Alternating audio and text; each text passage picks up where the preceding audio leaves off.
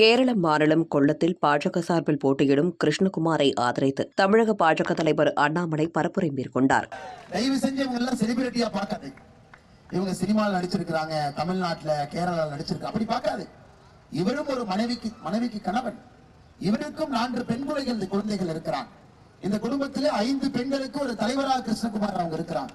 வீட்டை நிர்வாகிக்க தெரிந்தவன் நாட்டை நிர்வாகிப்பான் என்று நம்ம எல்லோருக்கும் தெரியும்.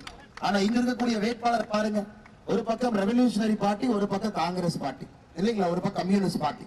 கம்யூனிஸ்ட் பார்ட்டியினுடைய வேட்பாளர் யாருங்க? முகேஷ் இருக்கிறாங்க. இதுக்கு முன்னாடி எம்எல்ஏவா இருந்தார்.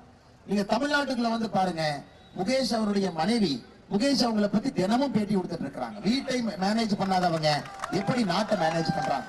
இன்னொரு பக்கம் பாருங்க, ரெவல்யூஷனரி பார்ட்டி எம்பியாக இருக்கக்கூடிய ராமச்சந்திரன் அவர்கள், ஹேமச்சந்திரன் அவர்கள் 3 முறை, ஒரு முறை இல்லைங்க, ஒரு முறை, 2 முறை, 3 முறை. அவர் சாதனை என்னங்க? அவர் முதல் டேர்ம் இருக்கும்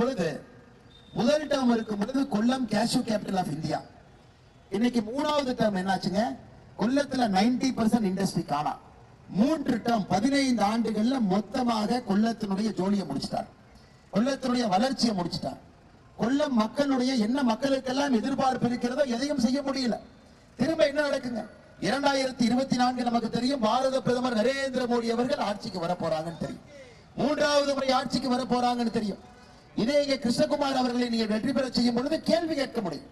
நரேந்திர மோடி அவர்கள் அங்க ஆட்சியில் இருக்கும் பொழுது அவருடைய பிரதிநிதியாக.